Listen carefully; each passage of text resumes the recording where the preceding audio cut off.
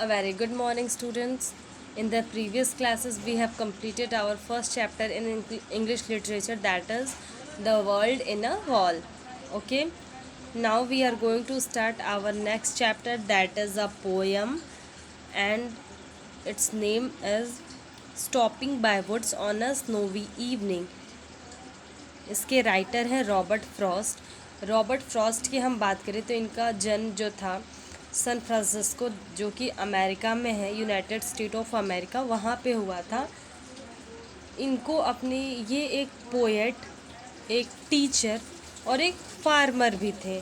ठीक है, ये पोएम भी लिखते थे, इसलिए ये पोएट भी थे, टीचर भी थे और एक फार्मर भी थे।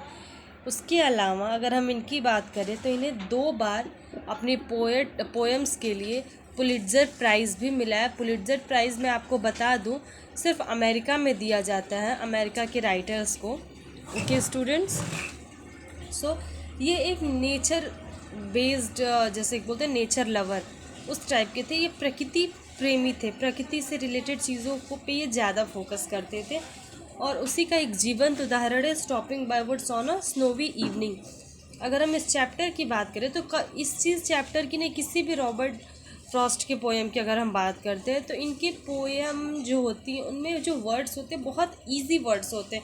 जैसे आप नॉर्मल लिटरेचर के कोई भी चैप्टर पढ़ते हो ना, ठीक उसी तरह से होते हैं। बहुत ज़्यादा जैसे पोएम में वर्ड्स कुछ होते हैं, उनके मीनिंग कुछ निकलती है, इस तरह की चीज़ें नहीं होती हैं। बहुत इजी वर्ड्स वो यूज़ करते हैं। जैसे कि अगर हम स्टार्ट करें अपना फर्स्ट चैप्टर, जो जो आपका हमारा चैप्टर है stopping by woods on a snowy evening.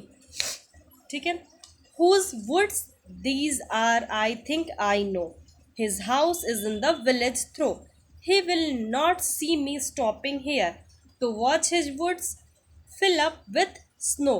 देखिए यहाँ पे वुड वुड एक वुड वुड हर जगह आएगा, तो यहाँ पे द वुड्स इसका मतलब क्या होता है कि an area of land smaller than a forest and that is covered with a growing trees. ठीक है, एक एरिया है लैंड का जो कि फॉरेस्ट से छोटा होता है और चारों तरफ से पेड़ पौधों से घिरा हुआ होता है। ठीक है, इसी तरह के एक एरिया को यहाँ पे हम द वुड्स जो भी आ रहा है वो कह रहा है।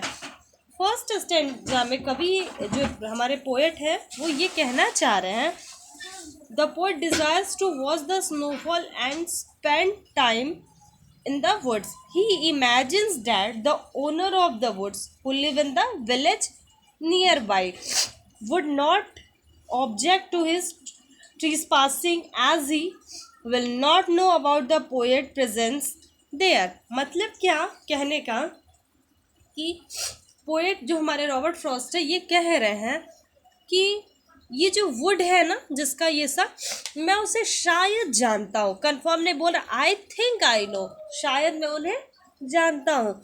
उनका घर जो है पास के ही विलेज में है, लेकिन वो ये नहीं जानते कि मैं यहाँ रुका हुआ हूँ।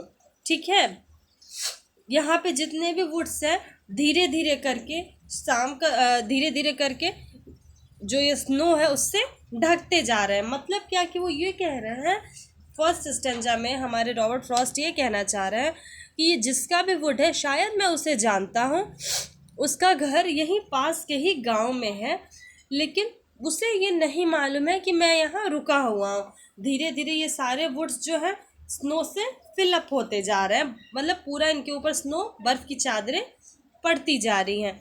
माई लिटिल हॉर्स, यहाँ देखिए एक बात समझे यहाँ पे कि माई लिटिल हॉर्स मतलब रॉबर्ट फ्रॉस्ट वहाँ पे अकेले नहीं है, उनके साथ उनका एक छोटा घोड़ा भी है। My little horse must think it क्वेर। क्वेर means क्या होता है? क्वेर मीन्स होता है ऑड या अनयूजुअल, कोई चीज़ जो होती है ना थोड़ी अजीब। तो my little horse must think it क्वेर to stop without a farmhouse near, between the woods and frozen land, the darkest evening of the year. The poet knows that there is no practical reason for him to stop in the woods at this time of the day, yet he desires to stop the experience, the beauty of the scene. He feels that the mysterious of the dark night will unfold of this forest. Okay, students, मतलब कहने का क्या है कि poet ये बोल रहे हैं कि जो मेरा छोटा घोड़ा है ना, वो भी ये सोच रहा होगा कि ये बहुत अजीब है। कि अजीब क्या है कि जो मेरे मालिक हैं वो यहाँ पे आसपास कोई फार्म हाउस वगैरह तो है नहीं, तो फिर यहाँ रुके हुए क्यों हैं।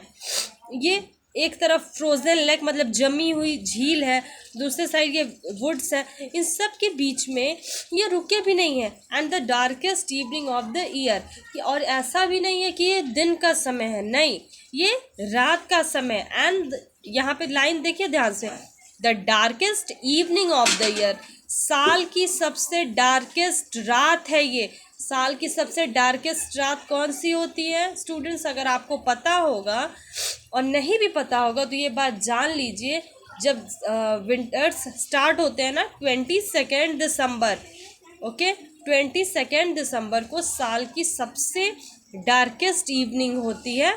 तो ये उसी की बात कर रहे हैं कि यहाँ पे मेरा छोटा घोड़ा भी ये सोच रहा होगा कि यहाँ कोई आसपास फार्म हाउस वगैरह तो है नहीं, तो मेरे मालिक यहाँ ये फ्रोज़न लेक और वुड्स के बीच में रुके हुए क्यों हैं। ऐसा भी नहीं है ये दिन है, ये इतनी काली रात में ये यहाँ पे क्यों रुके हुए हैं। ओके।